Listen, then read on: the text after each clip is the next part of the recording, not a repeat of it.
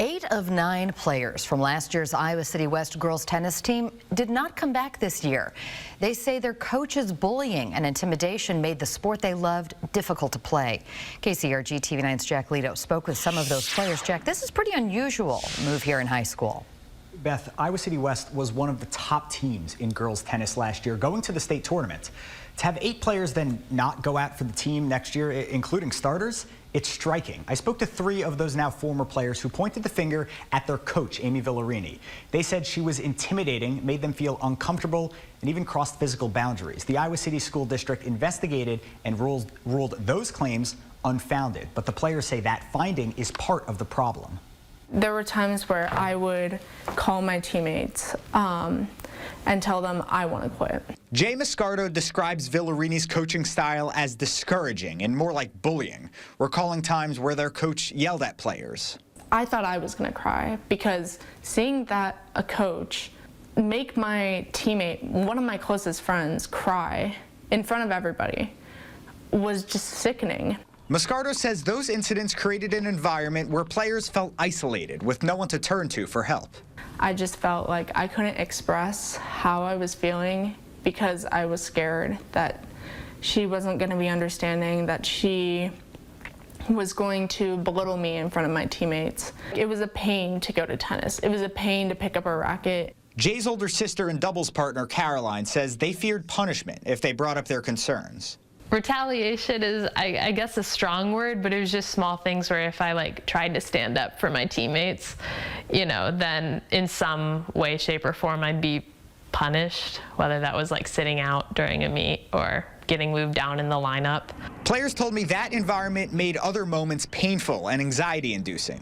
One player, Ella DeYoung, described Coach Villarini helping to rub sunscreen on her without asking. She did that all the way down the leg, and the entire time I was just I couldn't let, nothing would come out of my mouth, but the entire time I was just oh my God, make it stop. This is terrible. And it was just, I was just screaming in my head. I was actually make it stop. And I just felt so helpless. DeYoung says the touching was not sexual, but it exacerbated the anxiety, distrust, and fear she says the coach had created with her.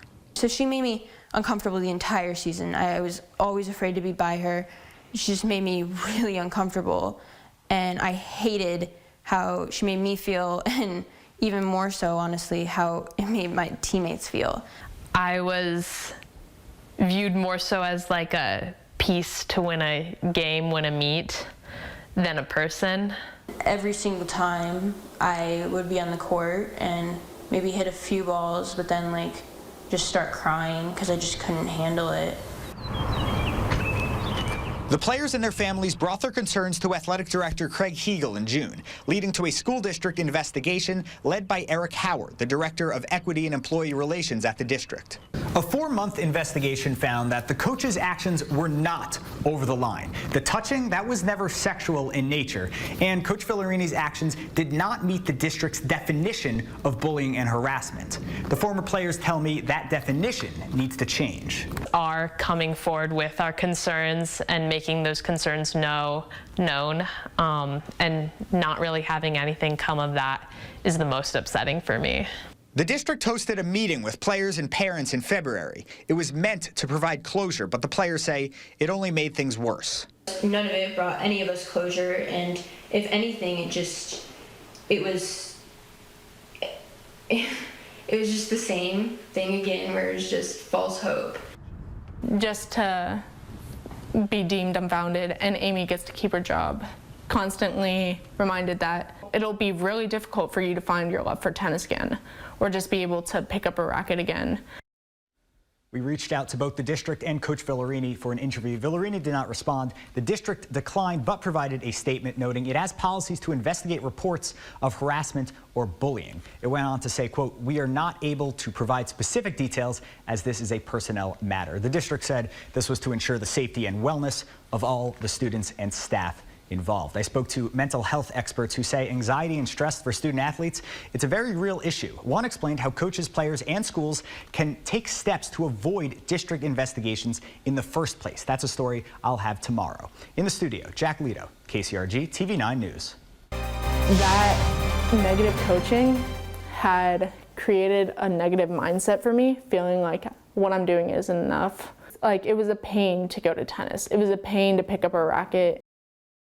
That is one of 8 Iowa City West tennis players who chose not to return to the team because they say they were bullied by their coach.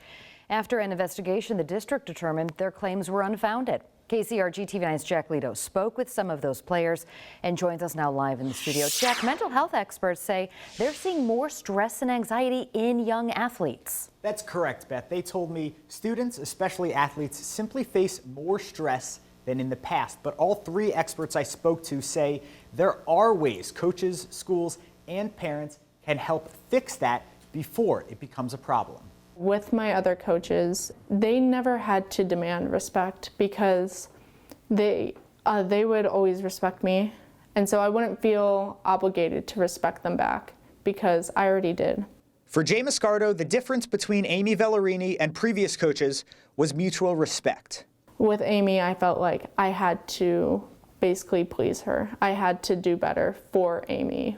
We spoke with 3 mental health experts. Jen Starkey works with athletes and coaches on mental health and performance. Alicia Smith is a state champion softball coach who also founded a mental performance company. And Maggie Hartzler runs a service out of Tanninger Place that provides therapists to school-age children. All 3 say building trust with coaches and players starts early. This starts at the beginning of the season with expectations and culture. It starts at the very first day, just kind of laying out what our culture is. I always go back to like really establishing norms, like what can a coach or what can a player expect being on this team? In most cases, coaches are not intending to come across malicious, to come across in a bullying way. Most of the time, it's coming from a place of trying to get the most out of the athlete, and sometimes can be interpreted or sometimes is crossing a line into unhealthy communication. Alicia Smith has won state titles. She knows how to create a competitive team, but she says she tries to acknowledge the mental health of her players before worrying about their performance on the field. I think as a coach, our responsibility is to make sure, first and foremost, health and safety, right? But that includes mental health now, way more than it has in the past. And that's a change in my career. What do these kids need now? And trying to kind of understand what they're going through is really, really the most important thing, because nothing else matters on the field, right? Unless we can help them through some of this other stuff first. If we don't acknowledge that that person is a whole person, we are not doing what we need to do to have that competition on the field. The experts say coaches are often the best people for young athletes to come to if they're struggling. But Starkey says coaches aren't always prepared for that. They don't feel as equipped as they need to be able to have those life conversations with athletes. Time has been minimized. Practice availability has been minimized. They have limited resources in a lot of cases. It's easier for them to get money for uniforms or money for new equipment than it is to get support for training on this kind of stuff. All 3 experts say being an adult in a student's life gives coaches an opportunity to build a strong bond. West High senior Caroline Moscardo says it's vital for coaches to build that bond in the future. I would like to see coaches take more initiative in building a space where people feel safe and understood and like they are heard. One thing that the experts made clear, coaches and schools need to make mental health as much of a priority as winning.